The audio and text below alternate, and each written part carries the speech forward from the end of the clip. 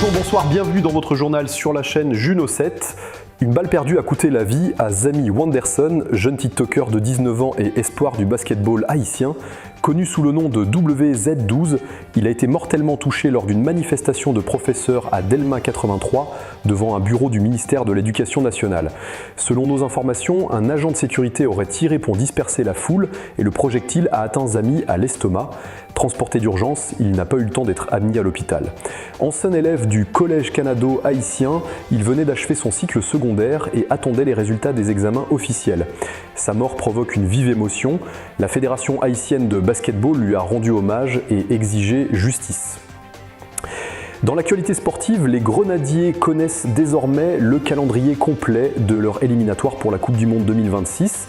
Après les matchs de septembre contre le Honduras et le Costa Rica, Haïti se déplacera en octobre en Amérique centrale, le 9 octobre à Managua face au Nicaragua et le 13 octobre à Tegucigalpa contre le Honduras. En novembre, 2 derniers matchs auront lieu à Curaçao face au Costa Rica le 13 et au Honduras le 18 novembre. Sur le plan météorologique, Haïti subit les effets indirects de l'ouragan Erin rétrogradé en catégorie 3.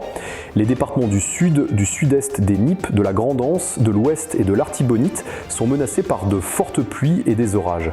La protection civile interdit le cabotage sur la côte nord et appelle à la vigilance face au risque d'inondation et de glissement de terrain. Dans l'éducation, le Fonds national de l'éducation a débloqué plus de 160 millions de gourdes pour la réhabilitation de 57 écoles dans le Grand Sud. La directrice générale Sterline Civil a précisé que ces fonds serviront aux toitures, blocs sanitaires, clôtures et équipements scolaires.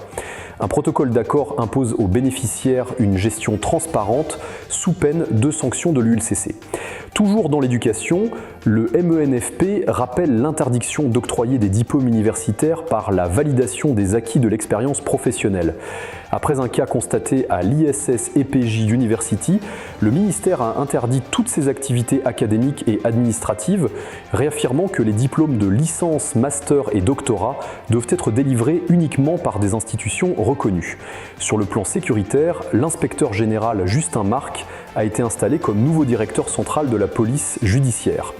Ancien responsable de la DCPA, du département de l'Ouest et de Polyfront, il promet de renforcer la lutte contre la criminalité et de redynamiser l'institution dans un contexte sécuritaire difficile. À l'international enfin, l'ouragan Erin poursuit sa route en Atlantique. Bien qu'il ne menace pas directement les États-Unis, il provoque déjà de fortes perturbations maritimes et reste sous haute surveillance. Merci d'avoir été des nôtres, à tantôt pour de nouvelles éditions.